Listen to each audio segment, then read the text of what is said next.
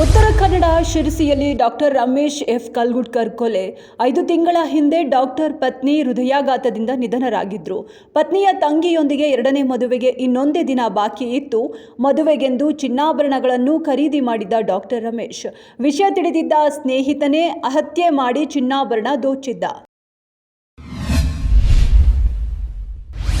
ಪ್ರಧಾನಿ ನರೇಂದ್ರ ಮೋದಿ ನಾಳೆ ರಾಜಸ್ಥಾನದಲ್ಲಿ ಭಾರತದ ಪ್ರಮುಖ ಕಚ್ಚಾ ತೈಲ ಸಂಸ್ಕರಣಾಗಾರವನ್ನು ಉದ್ಘಾಟಿಸಬೇಕಿತ್ತು. ಅದಕ್ಕೂ ಮೊದಲೇ ಆ ಸಂಸ್ಕರಣಾಗಾರದಲ್ಲಿ ಬೆಂಕಿ ಅವಘಡ ಸಂಭವಿಸಿದೆ. ಪಚ್ಪದ್ರಾ ಸಂಸ್ಕರಣಾಗಾರದಲ್ಲಿ ಕಚ್ಚಾ ತೈಲ ಬಟ್ಟಿ ಇಳಿಸುವ ಘಟಕದ ಒಳಗೆ ಭಾರೀ ಬೆಂಕಿ ಅವಘಡ.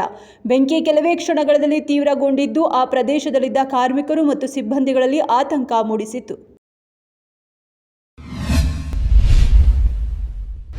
ರಾಕ ಸಿನಿಮಾದ ಕೆಲಸಗಳಲ್ಲಿ ಬ್ಯುಸಿ ಆಗಿರುವ ನಿರ್ದೇಶಕ ಅಟ್ಲಿಯಿಂದ ಗುಡ್ ನ್ಯೂಸ್.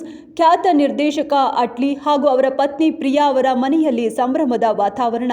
ದಂಪತಿ 2ನೇ ಬಾರಿಗೆ ಪೋಷಕರಾಗಿದ್ದು ಮುದ್ದಾದ ಹೆಣ್ಣು ಮಗುವನ್ನ ಬರಮಾಡಿಕೊಂಡಿದ್ದಾರೆ. ತಮ್ಮ ಮೊದಲ ಪುತ್ರ ಮೀರ್ ಈಗ ದೊಡ್ಡ ಅಣ್ಣನ ಜವಾಬ್ದಾರಿ ವಹಿಸಿಕೊಳ್ಳಲು ಸಜ್ಜಾಗಿರುವ ಮುದ್ದಾದ ಪೋಸ್ಟರ್ ಒಂದನ್ನು ಹಂಚಿಕೊಂಡಿದ್ದಾರೆ.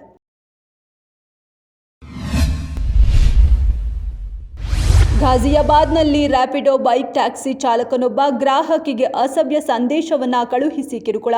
ಸಂತ್ರಸ್ತ ಯುವತಿ ಅನುಷ್ಕಾ ಎಂಬುವರು ತಮಗಾದ ಕಹಿ ಅನುಭವವನ್ನು ಇನ್ಸ್ಟಾದಲ್ಲಿ ಹಂಚಿಕೊಂಡಿದ್ದಾರೆ. ರ್ಯಾಪಿಡೋ ಸಂಸ್ಥೆ ಬಹಿರಂಗವಾಗಿ ಕ್ಷಮೆಯಾಚಿಸಿದೆ ಮತ್ತು ಚಾಲಕನ ವರ್ತನೆಯನ್ನು ಅನೈತಿಕ ಎಂದು ಖಂಡಿಸಿದೆ.